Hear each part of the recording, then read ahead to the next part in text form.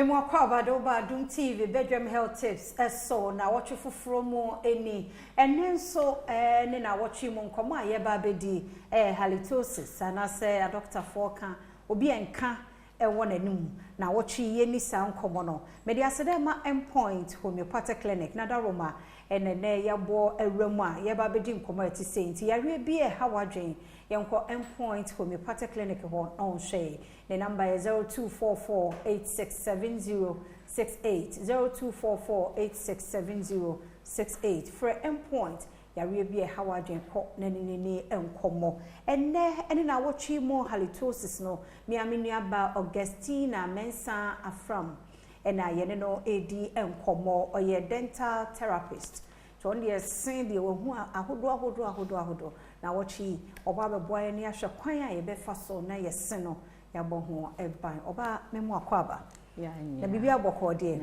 na watchi o si eni nkomo mfa halitosis ehu nti ene ye hyase na aka no ya to so ye kan halitosis a eno ye condition be a midase mi cha wetefo nyina se ye ka se halitosis a a scientific word but ye de ba ye ka se ma e che se enumunka okay enye enumka keke obia wonka wonenum but ebi wo ho a ebro so okay ye enka bia se eba wo ho ana se eba wenum a oni ni pe kasakra na ontimi stand ontimi ngina either say one obi wo ha obesi ne hwene ana se obe avoid wo se one wo be kasa yare bia se eba wo so a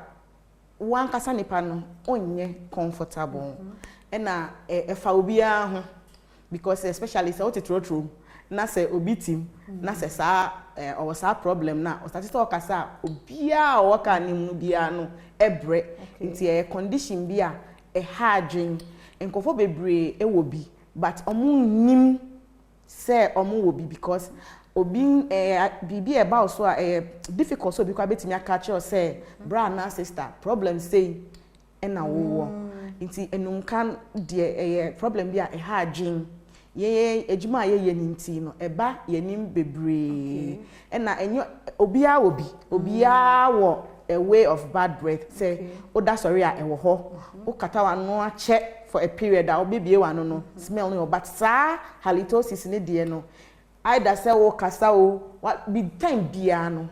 aka wo so bona no ode na ano ye din obi ko kra na owa ne partner kra ntimi ne no enkisi and omuntimi have a healthy conversation because time bia no nipa try say obe avoid wano kasa because ubie wano say wo kasa center na enka edi echiwe no ano ye din say bi ano kra betimi aye dey at toilet ye din ebi aye very very very offensive odo bia nipa ntimi ngina na no ye de wo na de bi enye obi a na ye de wo aba ye de wo nso eno so wo ho condition bi wo ho a say ye de wo wa o ba ni nyina no ka wo ho eno wo ho but bebre na no ya na ye be faaye wa ha enye ade a ye de wo no obi also a yare bi to no wo kwan mu sa yare no ene de abre no okay wow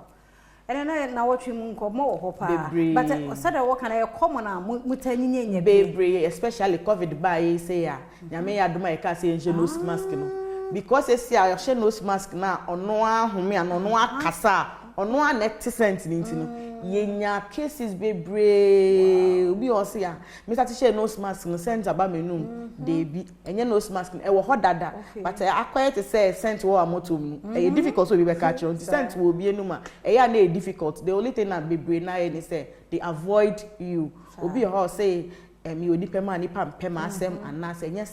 sa